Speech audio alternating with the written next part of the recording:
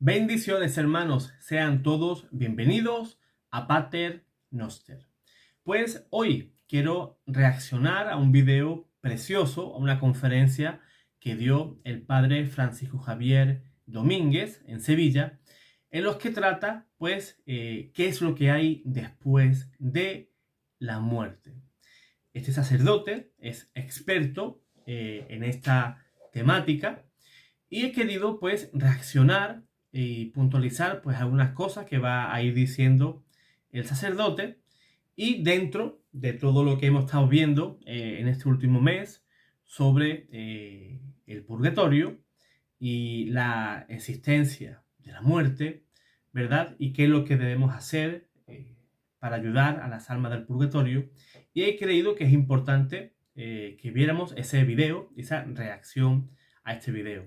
Pues antes de compartir pantalla, pues tienes que saber que aquí debajo están varios enlaces de varios libros míos sobre cómo orar a las almas del purgatorio, un libro precioso de apologética con más de 30 temas, y también otro libro sobre mi experiencia sobrenatural con Padre Pío de Pietrelcina. Eso lo tenéis aquí debajo en la descripción. Y por otra parte, deja tu like, comparte, ¿verdad?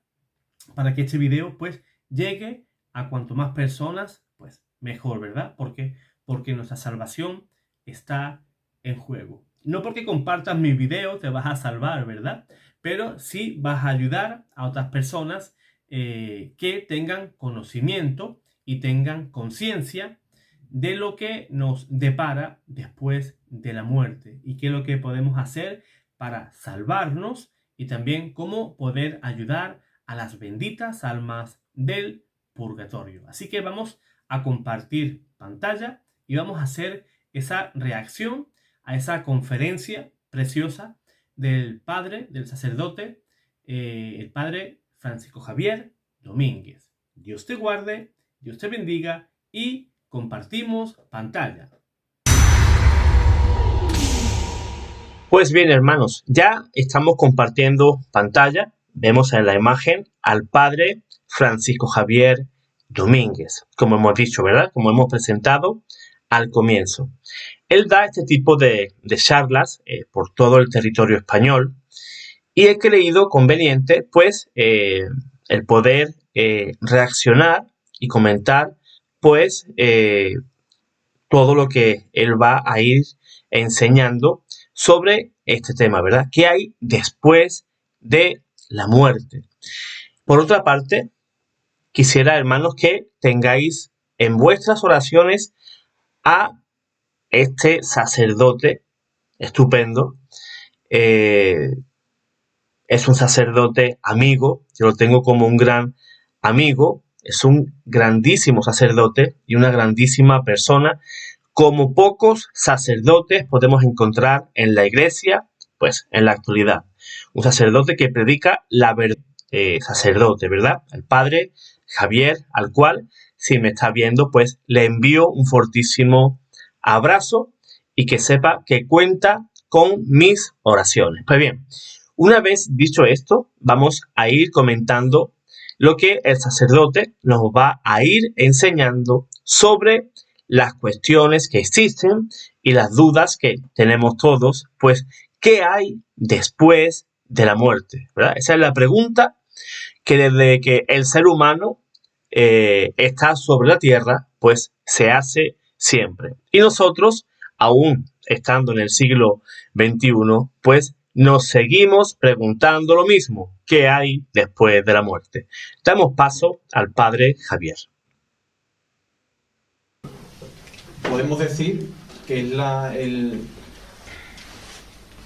el título que más almas ha convertido a lo largo de la historia de la Iglesia. Millones y millones de almas se han convertido tras responder en sus vidas a la pregunta ¿qué hay después de la muerte?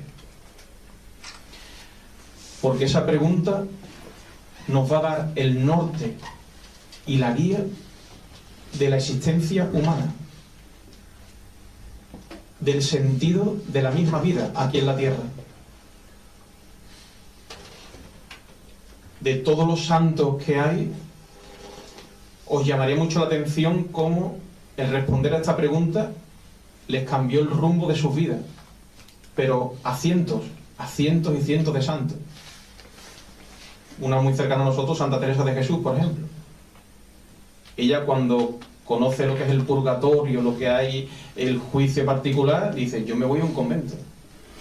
Yo me voy a un convento para estar el menor tiempo posible en el purgatorio. Ahora lo veremos con tranquilidad.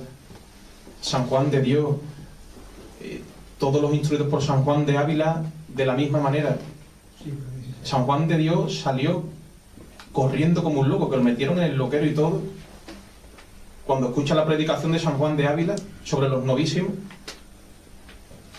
y tuvo que él ir a sacarlo porque decía: parece que se ha enloquecido. No había enloquecido, es que se había convertido. El alma, cuando escucha la verdad sobre lo que hay después de la muerte, hay como un clic dentro del alma que se abre en muchísimas personas. Qué importante lo que acaba de decir el padre Javier. Cuando nos damos cuenta de que nuestro paso por el mundo es efímero, entonces es cuando tú comienzas a cambiar de vida, a cambiar de actitud, de cambiar de hábitos. ¿Cómo vive? ¿Cómo vive el mundo de hoy? Pues piensa que después de esta vida no hay nada. ¿Qué dice aquella canción? Solo se vive una vez. ¿Y cómo viven la mayoría de personas en el mundo? Pues de una manera desenfrenada, porque solamente se vive una vez. Y después de que muramos, pues veremos a ver lo que hay.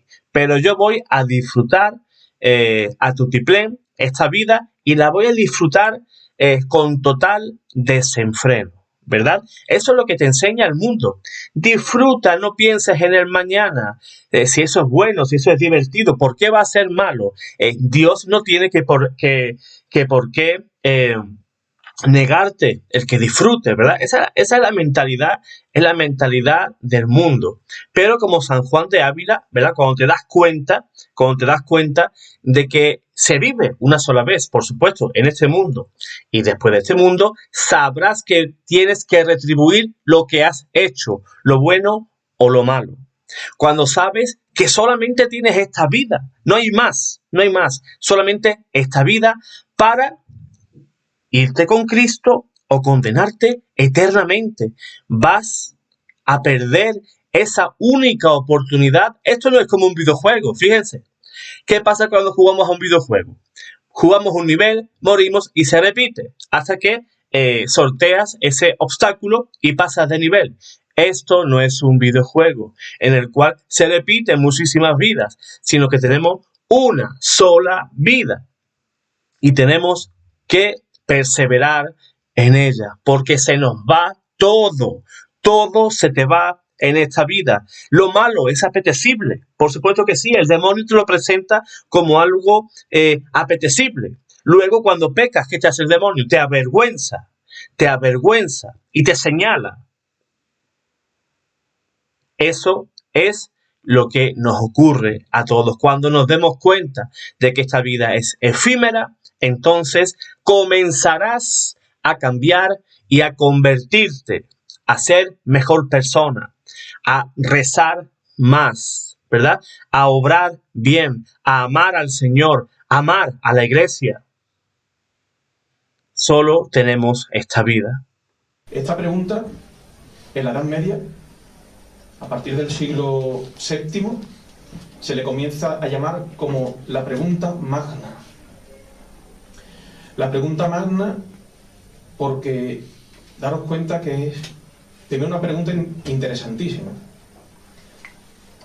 Porque nos vamos a morir todos. Todos los que estamos aquí nos vamos a morir. No sabemos ni el día ni la hora, pero vamos a tener que pasar por ahí. Lo normal en un ser humano es, si yo tengo que pasar por algo, conocerlo, ¿no? De ahí, hermano, es mi molestia este último mes de octubre y este mes que comenzamos de noviembre. Lo que ha dicho justamente el sacerdote. Si es algo por lo que vamos a pasar, tenemos que aprender. Sabemos que hay un cielo, sabemos que hay un purgatorio, sabemos que hay un infierno y un juicio particular. ¿Por qué no vamos a estudiar? Vamos a ver esos temas porque nos interesa. Se nos va la vida y la vida eterna en eso. Es lo único que tenemos seguro, que un día vamos a morir y vamos a tener que dar cuentas al juez supremo que es nuestro Señor Jesucristo. ¿Qué viviré después de la muerte? ¿Qué hay? ¿Cuál es el problema? Que como es una pregunta tan interesante, tan profunda, tan nuestra como seres humanos, que se habla mucho. Te puedes encontrar las barbaridades más grandes. De hecho, cuando yo estaba en María Visión hicimos la prueba, fuimos con las cámaras a varias plazas de Sevilla y a todo el que pasaba le preguntamos, perdone, ¿usted qué piensa que es después de la muerte? Imaginad lo que salía de ahí. Barbaridades, lo más grande. Hay un desconocimiento atroz. La mayoría de la gente decía, el cielo, todo el mundo va al cielo. Que eso es lo que piensa todo el mundo. Si muere tu padre, tu madre, tu tío, un hijo, ya está en el cielo, pobrecito.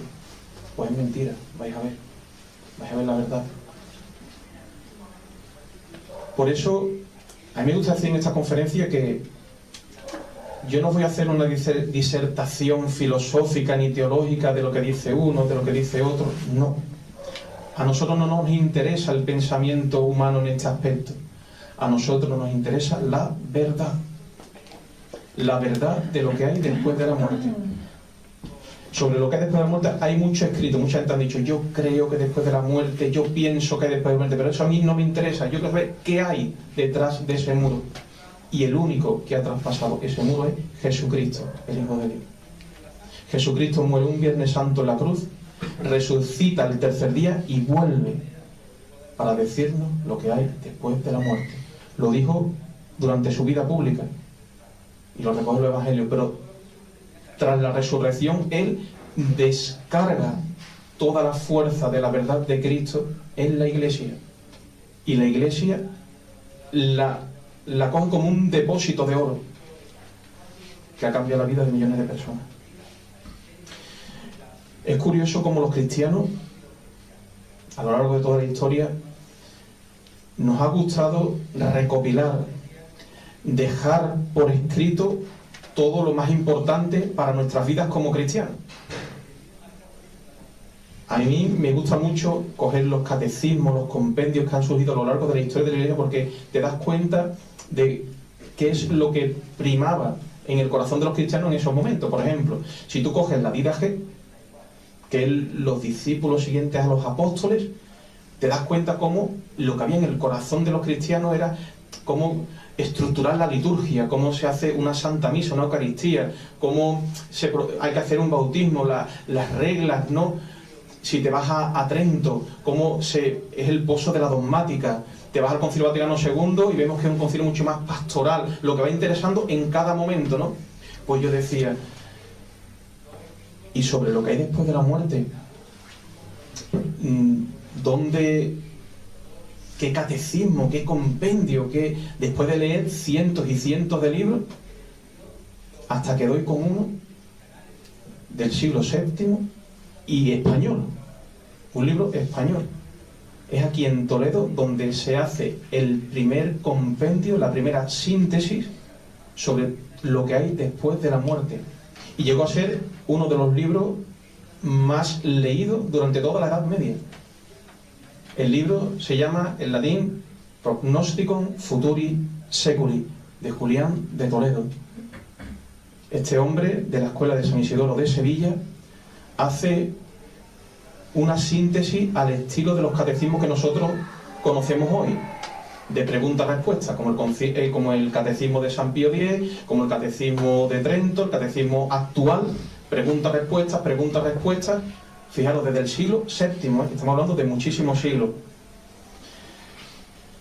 Por eso os digo que todo lo que vamos a decir ahora, todo lo que se va a hablar, está todo fundamentado bíblicamente, teológicamente, desde el catecismo, desde la tradición de la Santa Iglesia. No me voy a parar a decir en el Denzinger el primer destino del ser humano. El cielo es la maravilla más grande que puede ocurrir a un ser humano. El culmen al que debe aspirar la existencia de un hombre y de una mujer.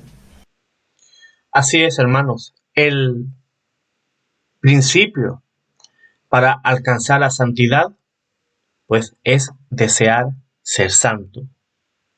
Si no tienes ese principio asumido, pues entonces aún no vas por el sendero correcto. Ser santo no es ser perfecto. Ser santo es desear ser santo, por supuesto, tratar de agradar a Dios, ser conscientes de nuestros defectos y de nuestras miserias y luchar contra ellas. Tenemos los sacramentos, tenemos esos tesoros preciosos de la iglesia, pero tenemos que desear, sobre todo, estar en el cielo, anhelar el cielo. Ya sé que en estos tiempos es muy difícil pensar en eso. Vivimos en una vorágine en este mundo en el que la religión, en el que Dios parece que es algo que siempre puede esperar. Siempre es un para luego. Ya me pondré. Hay una frase, no recuerdo quién la dijo, pero decía algo así, que el infierno está lleno de buenas intenciones. Ya dejaré de fumar, ya dejaré de beber, ya dejaré de pegar a mi mujer, ya dejaré de robar, ya dejaré de hacer tal cosa. Y siempre lo vamos dilatando en el tiempo y no ponemos nuestra mirada fija en aquello que nos espera. No hemos nacido para podrirnos en el infierno. No hemos nacido para morir y ser comido por los gusanos en el sepulcro. El Señor no quiere eso, sino que hemos nacido, como dice Sabiduría, capítulo 3, para que el ser humano sea inmortal. Lo que Jesús es por naturaleza, nosotros lo somos por adopción. Somos hijos de Dios por adopción y somos no eternos, ¿verdad? Pero si tenemos un comienzo, y a partir de ese comienzo, pues nuestra vida eterna comienza. Este paso pequeño por este mundo, ¿qué es? Vivir 60, 70, 80 años en este mundo. No es completamente nada, es un suspiro. Es un suspiro si lo comparamos con la eternidad. No tiene fin. Gozar de Dios por toda la eternidad. ¿O preferimos sufrir lo indecible durante toda la eternidad? Hermano, este es el momento en el que tú y yo tenemos que cambiar de vida y tener nuestra vista fija en el cielo, fija en el Señor. Es vivir para siempre en Dios. El Papa Benedicto XVI decía: la Santísima Trinidad es un hogar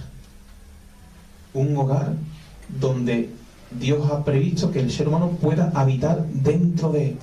El ser humano alcanzar la Trinidad y convivir con el Padre, el Hijo y el Espíritu Santo. Eso es el cielo.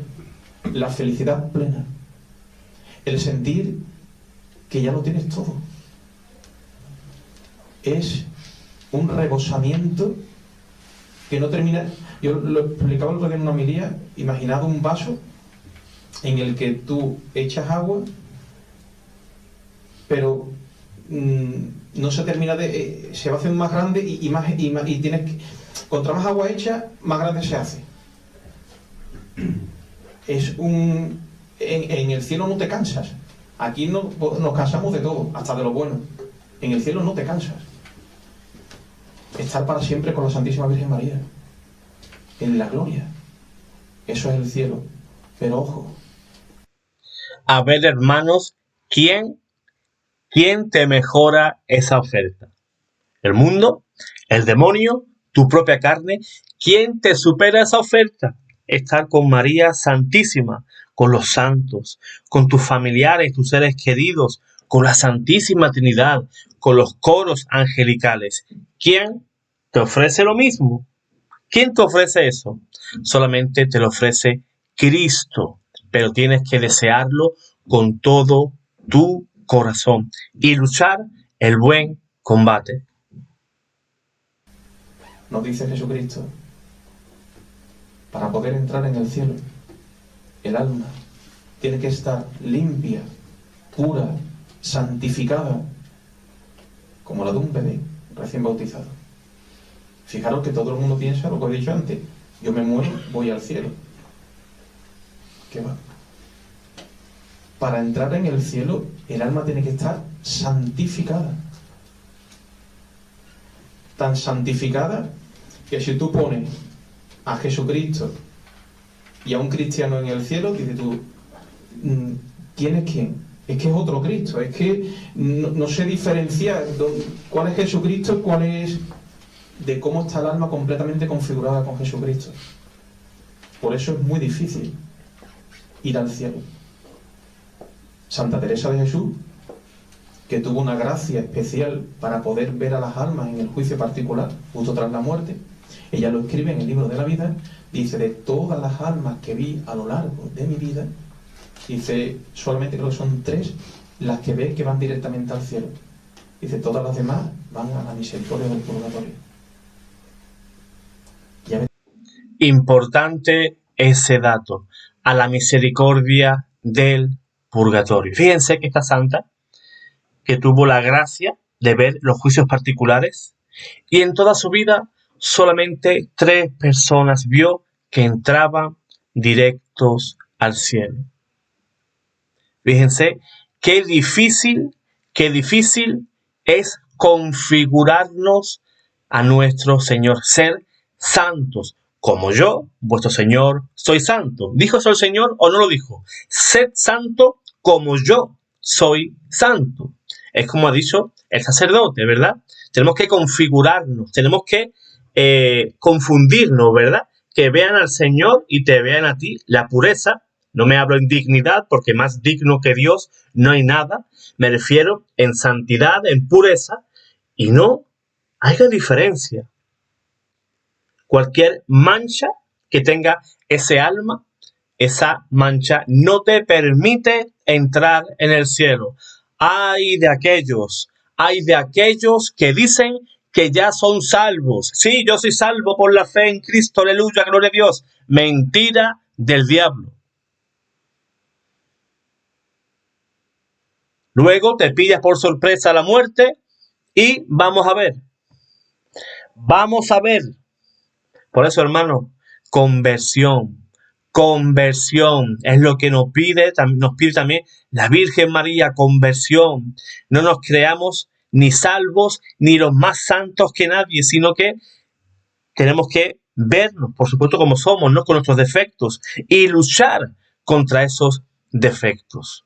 No somos perfectos. Solo en el purgatorio, como decía aquel, el purgatorio es una fábrica de santos, porque tú no vas a salir de allí hasta que tú no seas santo. O sea, hasta que no haya en tu alma un poco de reato de pecado. Mientras exista esa reliquia de pecado, pues no podrás salir de allí. Como dice Jesús en San Mateo 5, versículo 25, no saldrás de allí hasta pagar hasta el último centavo. O sea, si debes 2 centavos, aún te queda purgatorio. Si te queda 1 centavo, aún te quedas en el purgatorio. ¿Pagaste todo? Pues entonces sal y abraza al Señor y goza de la alegría del cielo. Mientras tanto, no hay nada que rascar. Alma esta mujer. Dice solamente 3. Una de ellas, San Pedro de Alcántara, que dice cosas preciosas, como la fuerza de una María. Después lo contaré cuando hable del purgatorio. El cielo es algo grandísimo, y para conquistarlo el alma se tiene que preparar. Por eso mucha gente dice, bueno, entonces ¿quién va a ir al cielo? ¿Quién va a ir al cielo? Porque pensad vosotros, la gente que habéis conocido que ha muerto, ¿habéis conocido una sola persona que al morir tuviera el alma como la de un bebé? Yo no he conocido ninguna, ¿eh? No es que seamos más malos ni nada. Somos humanos, somos imperfectos, pero yo no he conocido a nadie que al morir tuviera el alma como un niño. En esa brillantez, en esa santidad. Es por eso que el Dios nuestro Señor se apiada de nuestra fragilidad, de nuestra debilidad, y crea el purgatorio. El purgatorio es la gran misericordia que Dios ha tenido con el ser humano. Por desgracia hay una imagen muy tétrica, muy de susto, ¿no? Las llamas, la gente lo ve, y eso es como un cuasi infierno, ¿no? Y qué equivocado. El purgatorio es un despliegue enorme de la misericordia de Dios con el ser humano. Es una segunda oportunidad donde poder reparar nuestros pecados, reparar nuestros daños, recomponer todo lo que nos hemos cargado en nuestras vidas y en la de los otros. El purgatorio es... Bueno, seguramente habrá hermanos católicos y protestantes que van a confundir y van a sacar del contexto de lo que ha querido decir el sacerdote con la segunda oportunidad. Ni el padre Javier ni los católicos creemos que el purgatorio sea una segunda oportunidad, en el sentido de que el alma pues sea digna del infierno y se le dé otra oportunidad en el purgatorio porque así Dios lo quiso o lo creyó conveniente. No. Sino que ese alma, si no existiera el purgatorio, este es el verdadero contexto de lo que está diciendo el padre Javier, sino que en el purgatorio tiene la oportunidad de satisfacer por esos pecados y esas faltas cometidas, o sea, de retribuir por los pecados que él no pudo retribuir en vida, ya sea con ayunos, con penitencias, en el sacramento de la confesión, etc. Por eso, si no existiera el purgatorio, vamos a imaginar que no existe el purgatorio y que el que peca va al infierno, que es lo que dice el protestante. Entonces, absolutamente todo el mundo, o el 99.9, iríamos al infierno, porque todos somos pecadores. Ese es el verdadero sentido de lo que ha querido decir el padre Javier, que no me digan luego, ven cómo los católicos creen, el purgatorio es una segunda oportunidad. No, una persona que está condenada no tiene posibilidad ya de salvación. Una persona que murió en pecado mortal, dice la Iglesia, que en el mismo instante de morir va al fuego eterno. Por eso estoy diciendo que el purgatorio es la obra maestra de la misericordia de Dios para salvarnos, porque aún nosotros somos imperfectos, nada manchado entra al cielo y por lo tanto se requiere de ese purgatorio para poder retribuir esas faltas y poder entrar limpios con el alma perfecta a la gloria eterna. Bueno, incluso físicamente, la Virgen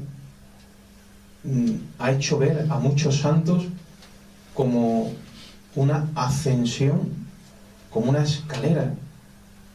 Creo que es San Bernardo en Roma, en la iglesia de las Tres Fuentes, donde allí tiene la visión, si lo permite la Virgen, cómo ve el purgatorio y dice, no es que haya una escalera física, pero es que las almas van ascendiendo y ascendiendo y ascendiendo, y conforme van ascendiendo hacia el cielo, se van iluminando, se van santificando, se van cristificando.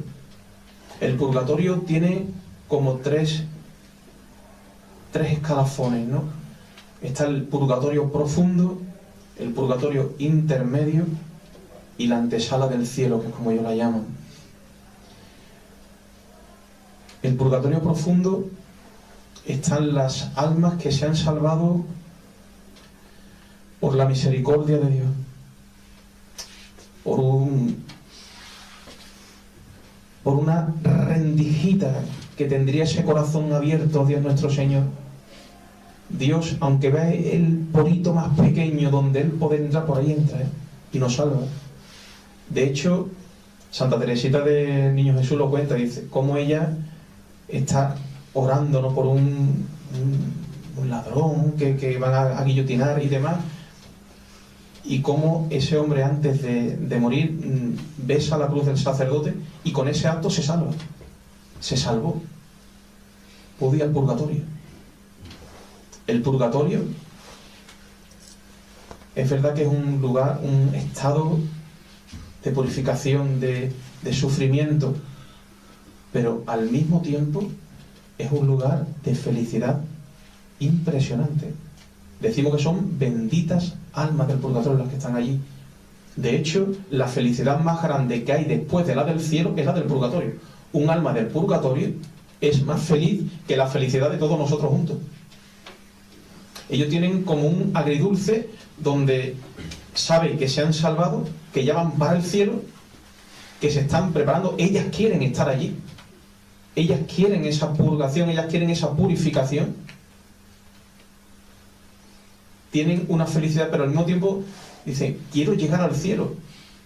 Estoy viendo que el cielo está allí y no puedo todavía. Eso las va purificando en amor. Las almas del purgatorio tienen que estar mucho tiempo, según las almas, claro.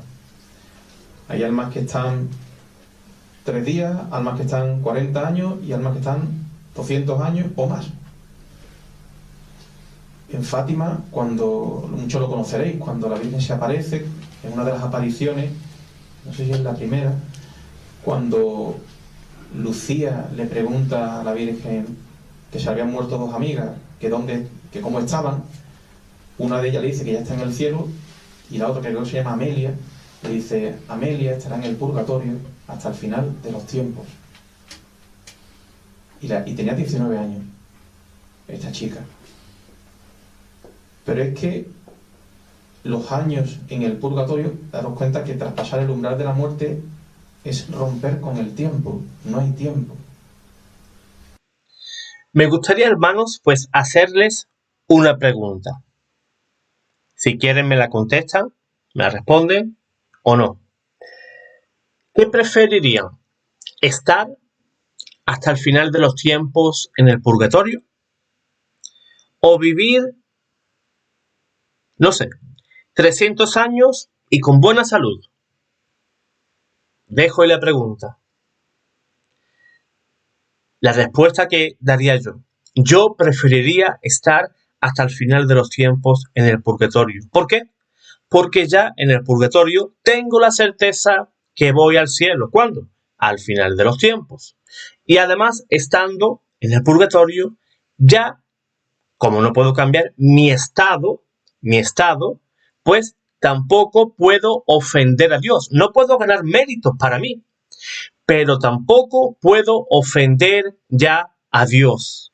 Yo lo que quiero es ya tener ese encuentro con mi Dios, ese encuentro en el cual pues nos fundiremos, ¿verdad?, con Cristo en un fortísimo abrazo. Mientras estemos en este mundo, hasta el último suspiro de tu vida, siempre podemos blasfemar, podemos pecar, podemos decir una mala palabra, un mal gesto. Por eso, ya en el purgatorio, teniendo el billetito en la mano, ese billete que te conduce al cielo, pues estás muy tranquilo. Aunque sufres la pena, sufres esa pena de que estás alejado aún de Dios, pero tienes la certeza 100% de que ya eres salvo. Es un estado... Ellos sienten el tiempo con la cercanía hacia el cielo. Es como ellos... Allí no hay relojes, ni muchísimo menos, pero ellos, por la cercanía, la distancia hacia el cielo, saben ellos el tiempo que les va quedando con respecto a la tierra. Entonces ellos dicen, para que entendamos, un día de ellos en el purgatorio es como un año de sufrimiento para nosotros aquí en la tierra, para que hagamos la comparación. Tener una persona que esté 40 años, imaginaros. Hay un caso muy famoso que es el de San Pío de Pietrelcina, cuando él al terminar unas vísperas tiene que ir hacia el refectorio para la cena y él ve cómo arrodillado delante del sagrario hay un fraile y se acerca a él y dice: hermano, nos vamos para el refectorio. Y cuando se vuelve el fraile se da cuenta que es un alma purgante, es un fraile que estaba en el purgatorio. Le dice, fíjate, le dice que por todas las veces que había pasado delante del Santísimo sin hacer la genuflexión, sin hacer la reverencia, tenía que pasar su purgatorio frente al sagrario, frente al Santísimo. Y le dice: me queda una misa para poder salir del purgatorio. Y le dice San Pío de Pietrelcina: mañana, en cuanto la misa que voy a celebrar por la mañana, la ofreceré por ti. Y ese alma comenzó como a llorar, a gritar: ingrato, ingrato, ingrato, ¿por qué me haces esto? Ingrato, ingrato. Y decía San Pío de Pietrelcina: pero si te voy a ofrecer la misa, no te he dicho que no te la voy a ofrecer. Y es cuando le dice: tú sabes lo que... Tiene que esperar a lo mejor 8 horas, 9 horas. Pero es que eso para él era una eternidad. Decía: celébramela ya, que necesito irme ya al cielo. María sí me dice también, es como si tú te encuentras a alguien por el desierto que lleva días y días y días sin beber y tú le ofreces una sola gotita de agua. Dice lo que siente esa persona de poder sentir el agua, el frescor que siente un alma del purgatorio cuando rezamos un solo Ave María por ellos. Un solo Ave María. Es que ellos, la única manera que tienen de salir del purgatorio es con nuestras oraciones. Por eso, hermanos, he insistido por activa y por pasiva en el mes de octubre y no pienso dejar de hacerlo. No sé cómo se me ha metido eso en el corazón, en mi entendimiento, el de rezar y rezar y rezar por las almas benditas del purgatorio. Yo creo también que es una gracia divina, ¿no? Que el Señor haya puesto en mi corazón, pues, ese deseo, ¿no? Y el deseo también de transmitir esta misma idea a ustedes, ¿verdad? Esas almas solamente con tus oraciones y mis oraciones puede salir del purgatorio. No hay nada más. Sí, José Manuel, hay indulgencias, buenas obras, sí, pero todo eso nace de ti. Ya esas almas no pueden ganar ningún mérito. Por eso, pequeños gestos, por ejemplo, si no tenemos tiempo para hacer esos 100 requiems, pues puedes ir caminando, puedes estar en tu trabajo, puedes estar en el bus o en la parada del bus, en el metro, donde sea, ¿no? Y hacer esos pequeños requiem. Señor, dales el descanso eterno y brillen para ella la luz perpetua. ¿Ves? Cosas así, en silencio, en tu interior. Esos pequeños gestos a los ojos de Dios es algo inmenso. Y así, de esa manera tan sencilla, podemos ayudar a esas almas deseosas y sedientas de nuestras oraciones. Con nuestras misas, con un Padre Nuestro que le recemos. Ellos tienen un tiempo por su vida, por la vida que han vivido aquí en la tierra, tienen un tiempo establecido, no pueden hacer nada para quitarse ese tiempo. De hecho, eclesiásticamente, rezar por un alma del purgatorio es una obra de caridad más grande que cualquier obra de caridad que podamos hacer. Por ejemplo, yo voy a comprar 1000 pucheros para 1000 familias y rezo un Padre Nuestro por un alma del purgatorio y ante Dios tiene más fuerza lo que ha rezado por el alma del purgatorio que los 1000 pucheros que has comprado. Hermanos, escuchen lo que dice el sacerdote. Qué premio tan grande, qué favores tan grandes hacemos por esas pobres almas. Y el Señor te lo va a agradecer más que si llevas un plato de comida pues a una persona, que no digo que no se debe de hacer, hay que hacerlo, por supuesto. Pero si tuviéramos que compararlo, hacer una comparación, ¿qué es lo que gana más gracia delante de los ojos de Dios? Pues es rezar, ¿verdad? Es una obra de misericordia, una obra espiritual de misericordia que hacemos por nuestros hermanos que están en el purgatorio. No te canses, hermano, de rezar. No te canses de ayudar a estas pobres almas. Es una obra de caridad. El padre Lorin decía, cuando levantéis por la mañana, rezad por las almas del purgatorio, que son Ave María. Y ya tenéis la primera obra de caridad en vuestra vida. Si te mueres ese día, tú ya llevas en tus manos una obra de caridad. Yo cuando se lo escuché, empecé a hacerlo ya todos los días. No nos podemos imaginar la necesidad que tienen ellos, que tienen nuestros familiares, porque es que en el purgatorio están padres, hijos, abuelos, gente de nuestra sangre. Por eso, hermanos, desterremos de nuestra mente, de nuestras ideas, el que cuando una persona cuando fallece, pues ya está gozando del cielo y nos olvidamos, seguimos con nuestros quehaceres. Eso es lo que hacemos, ¿verdad? Los que seguimos en este mundo. Enterramos a la persona, esa persona está en el purgatorio y qué apenada se tiene que encontrar cuando, porque ellos también tienen conocimiento de lo que hacemos dentro de lo que el Señor dispone, pero tienen conocimiento y que sepan y vean que tú no rezas, que tú no oras por ellos, que sí, estás llorando, te preocupas, pero el que tú llores, el que tú te preocupes, el que tú le compres flores al cuadrito, al altar que tienes en casa, eso no le ayuda. Solamente rezar, por ejemplo, esa preciosa devoción de los 100 requiems, el Santo Rosario, las intenciones en la Santa Misa, obras de caridad, ¿verdad? Todo eso ayuda. ¿Y de qué manera? A las almas del purgatorio. Cuando alguien fallece, ante la duda, oremos, recemos sin descanso por esas almas que se encuentran seguramente delante del trono de Dios, pues sometiéndose a juicio. Lo que tendrían que dolernos en primer lugar y que posiblemente nadie esté rezando por ellos. En el purgatorio se da también, bueno, os he dicho el purgatorio profundo, que es donde están las almas que sufren más, porque están en lo más profundo, son las que más tiempo tienen que estar en el purgatorio.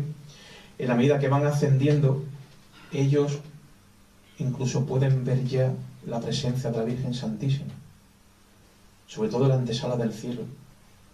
Hay días puntuales durante el año donde la Virgen visita las almas del purgatorio. El día 2 de noviembre, el 25 de diciembre, el 1 de enero, 16 de julio, 15 de agosto, montones de fiestas de la Santísima Virgen de nuestro Señor. Recibe la visita de la Virgen y las consuela. Pero es que nosotros además podemos hacer que esa purificación que reciben las almas del purgatorio sean más livianas. Tú vas a una santa misa y dices, voy a ofrecer esta misa por mi padre, por mi madre, por un amigo, por alguien que conoces que ha fallecido. Ese alma baja a esa iglesia, se pone a los pies del altar en el momento de la consagración. Si miráis fotos, dibujos antiguos de las almas del purgatorio, la representa siempre a los pies del altar, y es así. Mucha gente que ha perdido a sus hijos, gente que quiere mucho, y digo, en una misa vuelven a esa misa, a ese lugar. Y durante el tiempo que dura esa misa, adelantan en el purgatorio, pero no sufren con la fuerza del purgatorio. Imaginaros lo que es eso para ellos. Durante ese tiempo que están purgando, que se están purificando, que se están preparando, Dios les permite en muchos momentos ver las circunstancias de nuestras vidas, ver cómo estamos nosotros aquí en la tierra. Nos impresionaría si pudiéramos verlo, cómo en tantos momentos de nuestra vida donde estamos sufriendo la cruz, donde estamos sufriendo los alfilerazos de la vida, y ellos están ahí sosteniéndonos, ayudándonos. Mucha gente me dice, ay padre, que sentí a mi padre, sentí a mi madre, a mi hijo. Digo, si supiera, están más cerca de lo que nosotros nos imaginamos. Así es, hermanos. Y yo puedo dar fe de ello. Ya lo conté hace un par de videos atrás, no recuerdo en cuál exactamente, en el cual yo sentí la presencia de mi abuela, de mi querida abuela, que había fallecido pues unos 20 días antes, 15, 20 días antes, y yo teniendo una fotografía de ella en la mano, y yo llorando como un niño pequeño, eh, por, por el querer de Dios, pues permitió que un coche teledirigido no tenía pilas. Ustedes saben cómo son esos juguetes. Es un coche bastante grande, pesado, lleva un motor en su interior y no tenía pilas. Tampoco el mando de distancia, pues no sé dónde estaba, ¿no? Y estaba colocado encima del mueble del salón. Y yo estaba viendo la televisión, pero al mismo tiempo yo lloraba frente a la imagen de mi abuela. En un momento dado, vi como ese coche, encima del mueble, andó, pues podemos decir, como medio metro o un metro quizás. Me sorprendí muchísimo por esa acción, pero yo tengo la certeza que mi abuela, en su purgatorio, sufría por ver a su nieto, o sea, a mí, de llorar. Mi abuela, por permisión de Dios, hizo ese gesto para decirme, estoy aquí, más cerca de lo que crees. Y eso con el devenir de los años, pues lo he ido aprendiendo. En aquel momento lo tengo que reconocer, me asusté bastante. Si hoy me ocurre, me va a sorprender el hecho, pero tengo las respuestas, cosa que antes pues no tenía. Y como dice el sacerdote, pues ellos están muy cerca de nosotros y según lo que Dios le da a entender y saber de nosotros, pues también están al día de nuestros padecimientos. Ellos, además de purificarse, pueden interceder. Ellos gozan intercediendo por nosotros ante Dios. Estamos acostumbrados a pedirle a los santos, a San Judas Tadeo y a Santa Ángela de la Cruz. Si supiéramos la intercesión, la fuerza que tiene la intercesión de un alma del purgatorio, daros cuenta que el sufrimiento de ellos es un sufrimiento ofrecido con mucha pureza. Porque nosotros aquí en la tierra, cuando ofrecemos sacrificios y cosas, siempre hay un resquicio de egoísmo. Esto me va a ayudar a mi salvación, me va a ayudar a mí de alguna manera, voy a ayudar. Hay un puntito de egoísmo, ¿no? Humano. Pero es que en el purgatorio no. La purificación de ellos es purísima. Es para agradar a Dios, para glorificar a Dios, y solamente tener en su alma el que puedan estar preparados para estar delante de Dios. No hay egoísmo ninguno.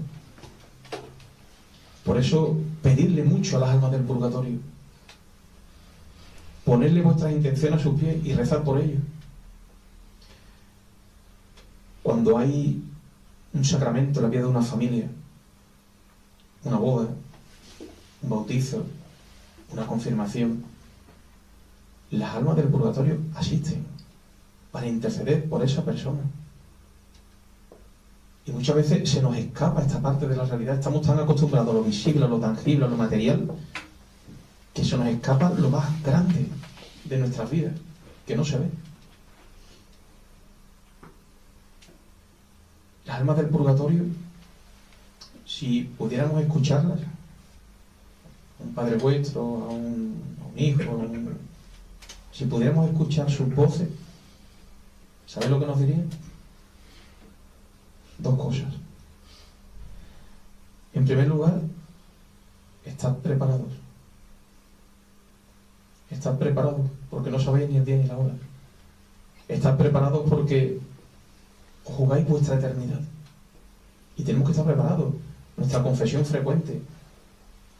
Cada noche, nuestro acto de contrición. Tenemos que estar preparados en todo momento porque no sabemos ni el día ni la hora. Y la segunda cosa que nos dirían, sáquennos de aquí. Ayúdame a salir de aquí.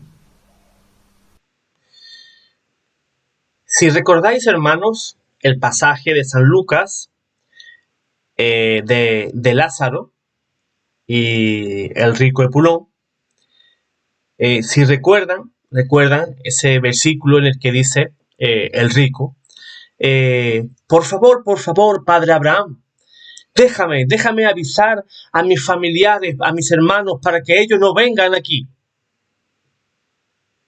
Pues eso mismo es lo que está diciendo nuestro querido y nuestro amigo sacerdote, el padre Javier.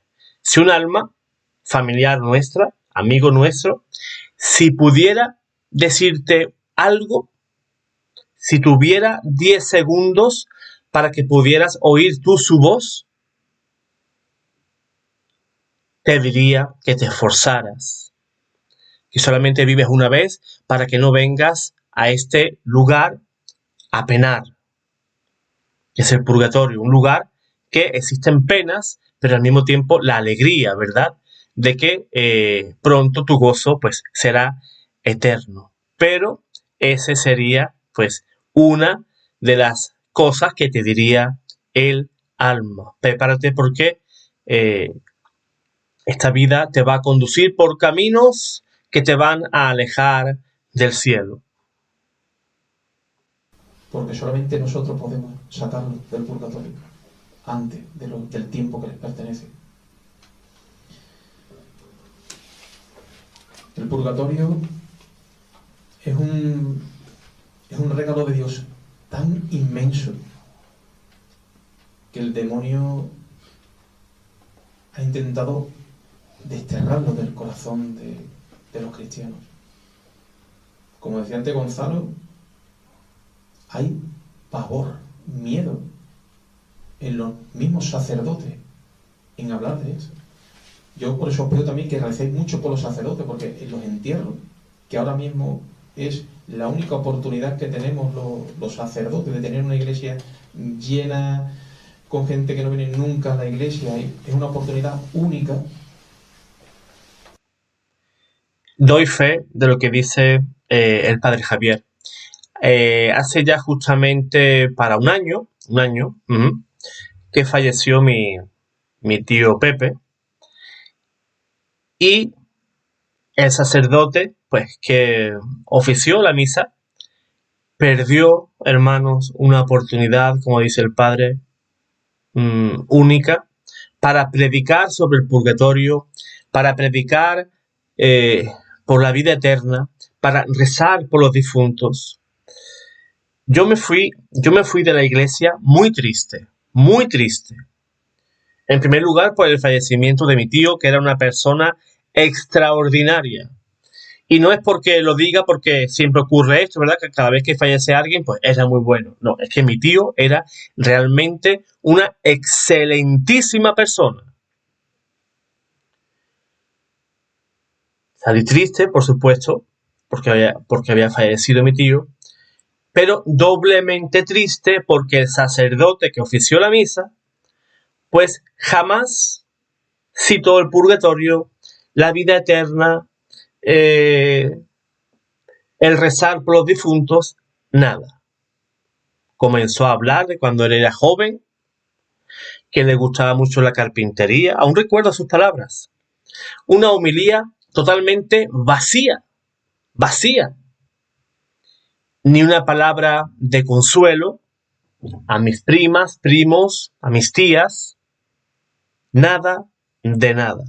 La iglesia estaba, como se suele decir, a full. No se podía entrar por la puerta. Yo me quedé sin poder sentarme y me quedé de pie. La iglesia estaba a tope. Y ese sacerdote perdió una oportunidad hermosísima de predicarles a todas esas personas lo que hay después de la muerte. Por eso, la insistencia de orar por nuestros sacerdotes, para que no tengan miedo a predicar la verdad de la iglesia católica. Últimamente los sacerdotes se olvidan de hablar del infierno, del purgatorio, ¿verdad? En otros tiempos, pues la iglesia sí era más dura con estos temas, pero hoy pues se ha introducido en la iglesia pues el tabú también de la muerte, que es un tabú en nuestra sociedad, y no queremos ya hablar del purgatorio, ni y si hablamos del infierno, pues mucho menos, ¿verdad?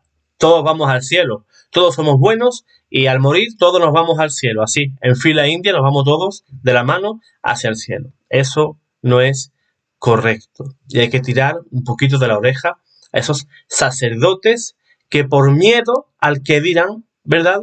Pues no quieren predicar lo que la iglesia pues ha enseñado por siempre.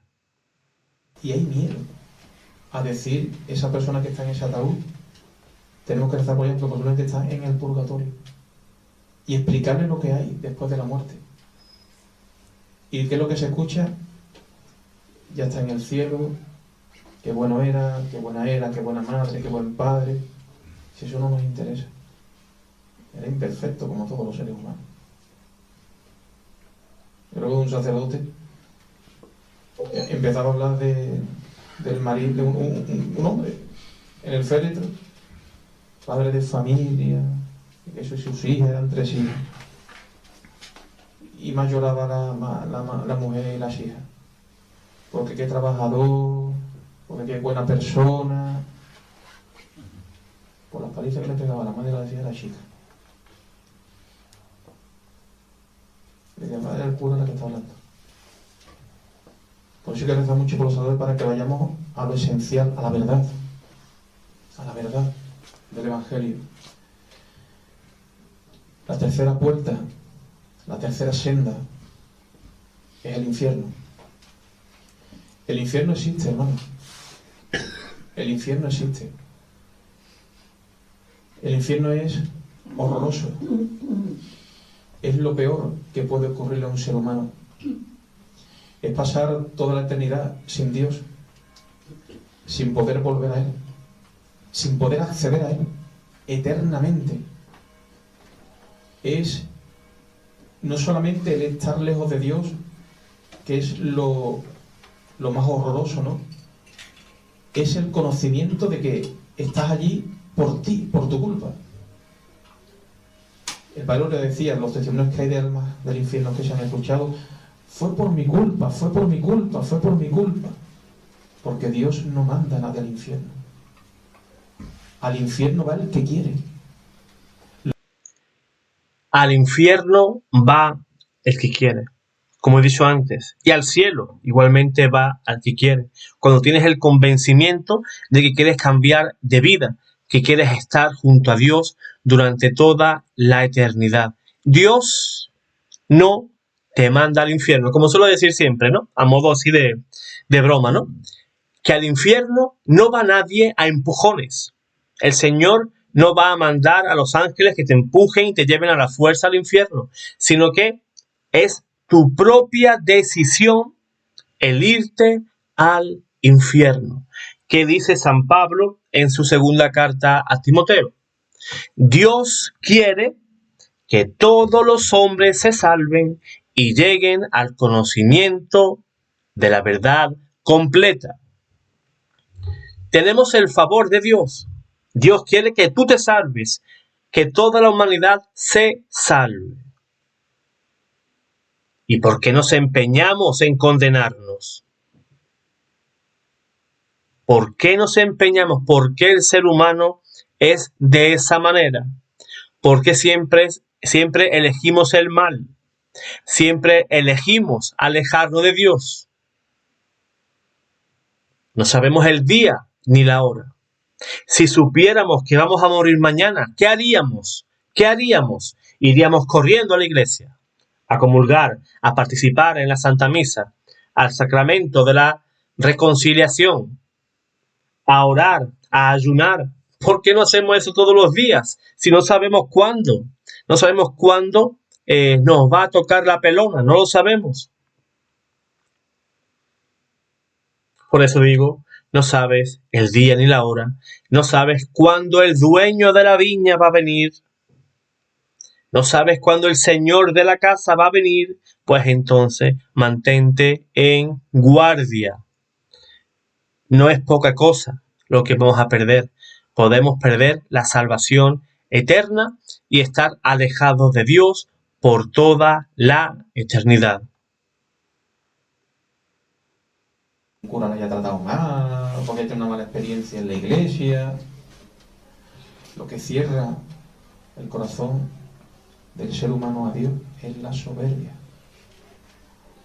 La soberbia es lo que cierra nuestros corazones a Dios, hermano. Cuando veáis un ateo, rezad para que se elimine la soberbia en ese corazón. Porque es lo que hay, es lo que cierra. Ni una enfermedad, no, que se aleja de Dios por una enfermedad. Que va. Porque se le rompió el matrimonio. Que va. Es la soberbia lo que hay abajo encubierto. La soberbia hace que tú no necesites de Dios. Que tú no necesites de nadie. Y el problema del infierno es que del infierno no se sale.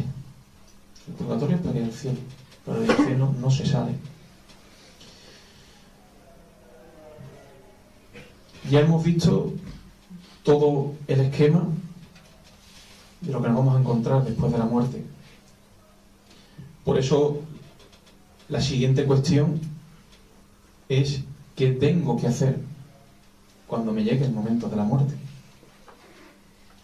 ¿Qué tengo que hacer? ¿Cómo me tengo que preparar? Porque me va a llegar. Me va a llegar.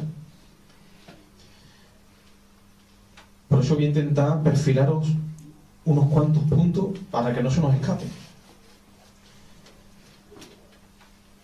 Si yo me estoy muriendo, ¿cuál es el ideal? Llamar a un sacerdote. Llamar a un sacerdote que me confiese, que me dé la santa unción y la indulgencia plenaria. Eso yo firmaba, me haría un seguro, lo que haga falta por yo tener esa seguridad. Que yo me pueda poner como un sacerdote al lado, vamos, que tengo que pagar, que hay que dejar, yo ¿dónde? No haga falta. Eso es lo más grande del mundo. Pero entre que hay pocos curas, que nos ponemos un poquito tontones en el momento de la muerte, pues imaginar. Segunda cuestión, si me estoy muriendo y no hay un sacerdote cerca, ¿qué hago? ¿Qué hago? Es en el único caso en el que un ser humano, un cristiano, puede pedir perdón directamente a Dios. Para comulgar no sirve. Para comulgar hay que estar en gracia de Dios y confesar con un sacerdote. Pero si en el momento de la muerte no hay un sacerdote cerca que me pueda absolver, yo puedo pedir perdón a Dios directamente. Y si me muero, me salvo, voy al purgatorio. Hay 3 palabras claves. Yo lo aprendí con el padre Lorín.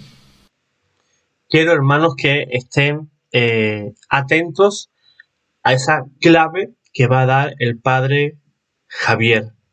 Yo he estado muchísimo tiempo haciéndolo, porque lo aprendí de él.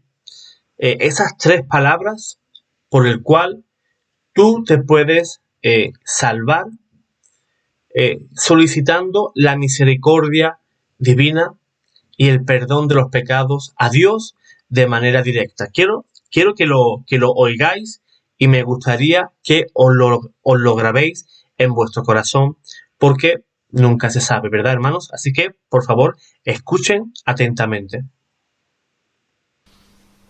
3 palabras claves que no podemos olvidar y que decirla constantemente cada vez que veamos que nuestra vida peligra. Dios mío, perdóname. Dios mío, perdóname es un acto de contrición, es pedirle a Dios perdón por amor. No solamente por la atrición es por miedo al infierno, que es muy bueno, pero lo que te salva, lo que te lleva al purgatorio, es pedir perdón a Dios por amor. Porque yo no quiero perderte, porque yo quiero estar contigo, porque eres lo más grande de mi vida, Dios mío. En cualquier circunstancia que veamos que nuestra vida peligra y no es algo cerca, Dios mío, perdóname. Te está dando un mareo, tú estás en tu casa, Dios mío, perdóname. Otro caso, tú estás en el hospital y tienes un familiar en coma, sedado, sin conocimiento, no puede hablar. En este caso, ¿qué tenemos que hacer? Llamar a un sacerdote. llamar a un sacerdote y que le administre la santa unción. Aunque la persona esté inconsciente, aunque no responda, aunque no oiga, el sacramento surte el efecto en el alma de esta persona y se salva. Así es, hermanos. Yo pude comprobar esto en el fallecimiento de mi tío Pepe, como ya he comentado hace unos minutos atrás. Llegó a mi conocimiento desde que mi tío estaba muy mal en el hospital. Me llamó mi hermano y yo de manera automática contacté con el capellán, que es el sacerdote que se mueve dentro del área hospitalaria.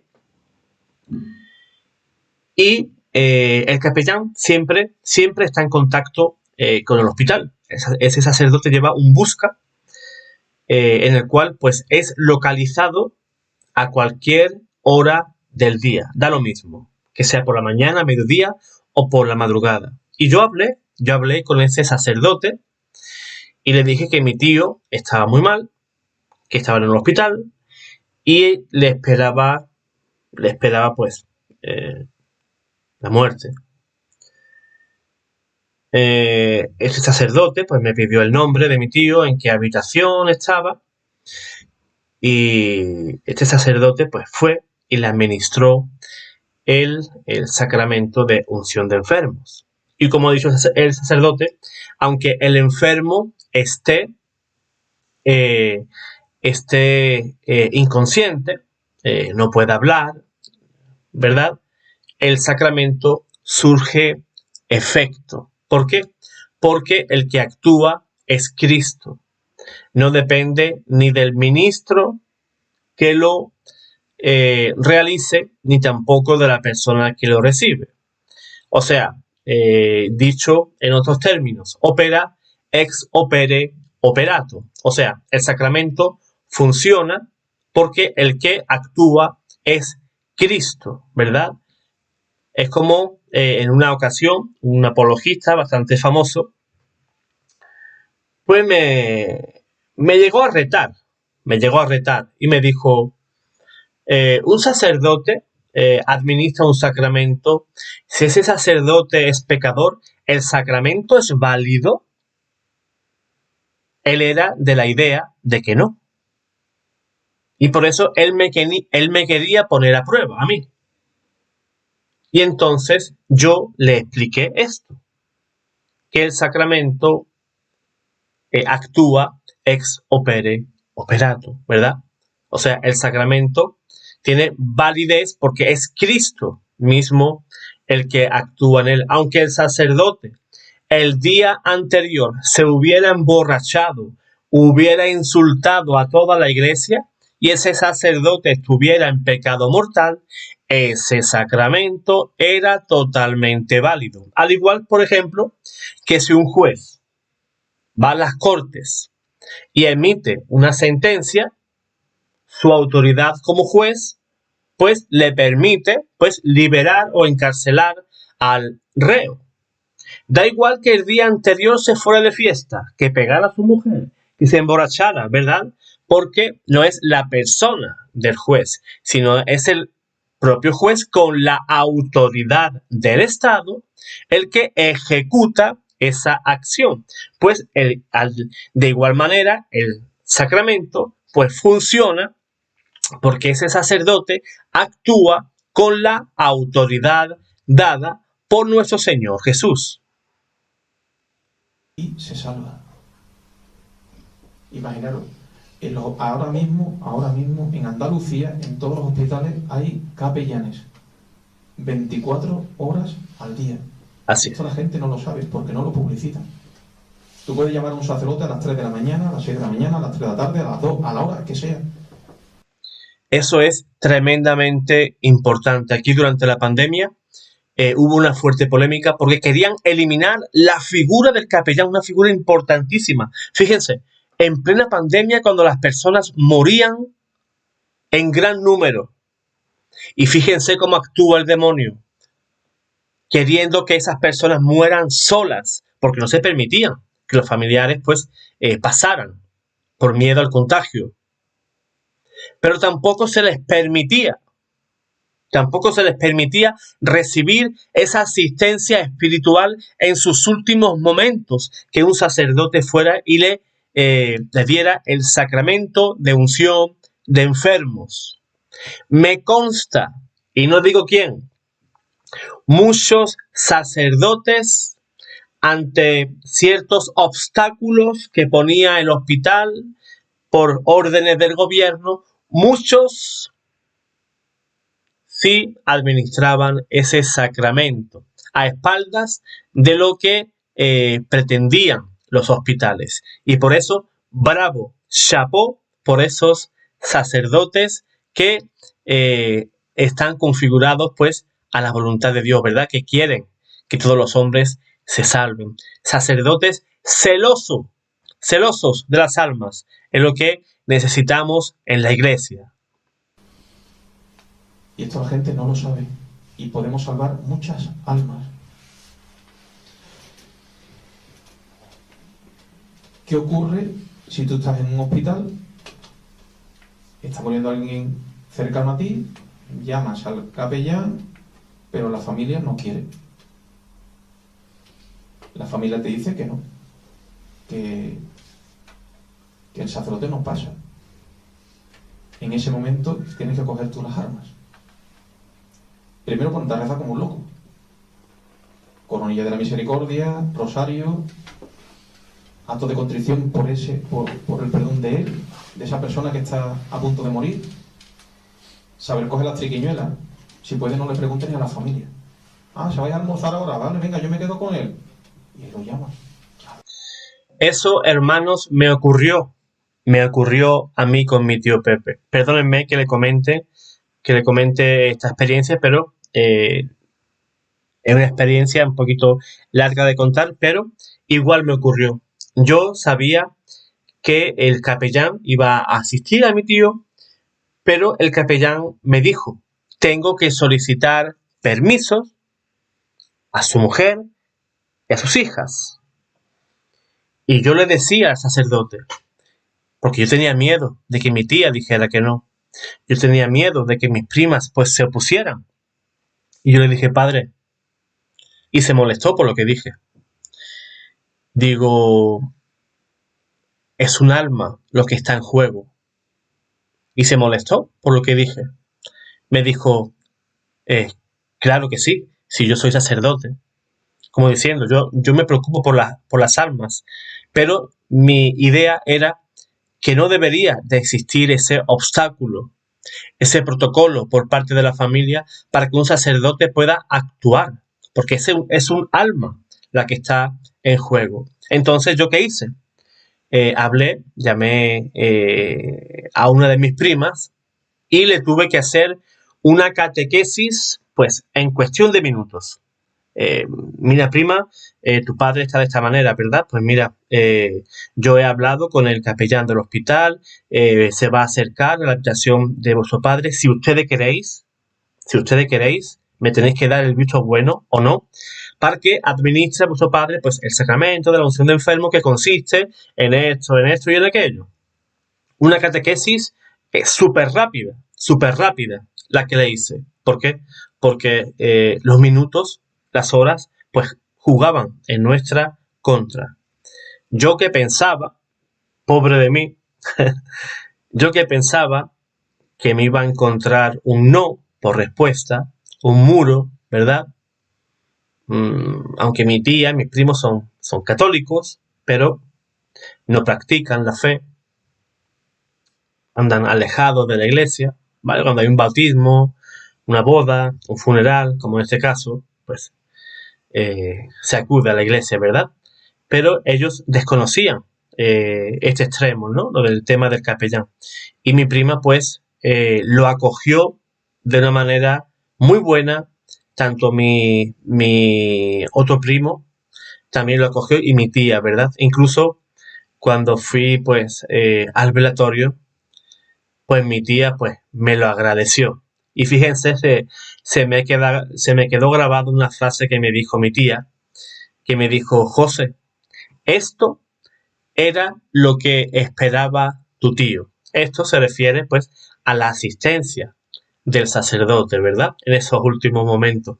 Y yo me llevo en mi corazón, ¿verdad? Pues esa alegría de que el Señor me haya usado, pobre de mí, inútil que soy, ¿verdad? Un siervo inútil que soy, que me haya utilizado para salvar a mi tío. Por eso yo espero que mi tío, estando en el purgatorio o estando en el cielo, pues interceda por su familia e interceda también por mí. Que los hijos de la luz tenemos que ser astutos, que los otros se la saben todas. ¿Vale? El otro caso que me queda es el momento presente. Nos puede llegar en cualquier momento la muerte. Un accidente de tráfico, un ictus, por eso hay que estar preparado. Hay que estar preparado. Lo que os decía antes, confesión frecuente. Yo cuando cojo el coche, Dios mío, perdóname si te ofendió lo que haya ofendido desde mi última confesión. Un acto de contrición. O la Santísima Virgen María, fijaros, yo lo leí en unas estadísticas, digo, ¿cómo es la Virgen? Es impresionante. Cuando tú miras las estadísticas de las muertes en el mundo, el 30% de la humanidad muere durante la noche, durmiendo.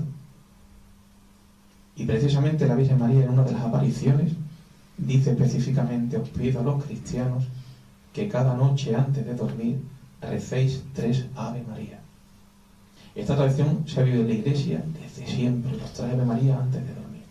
Y el Padre Lorenzo decía: los 3 Ave María y di, Dios mío, perdóname. Haz el acto de contrición antes de dormir. Y si te mueres esa noche, te salvas. Vas al purgatorio. Si os dais cuenta, Dios nos lo pone tan fácil. Es que hasta la persona más... Es que no era de iglesia. Si tú ves que se está muriendo, tú le llevas un crucifijo chiquitito, una estampa del corazón de Jesús, que la bese. Y el que acepte a Jesucristo, con eso solamente, se salva.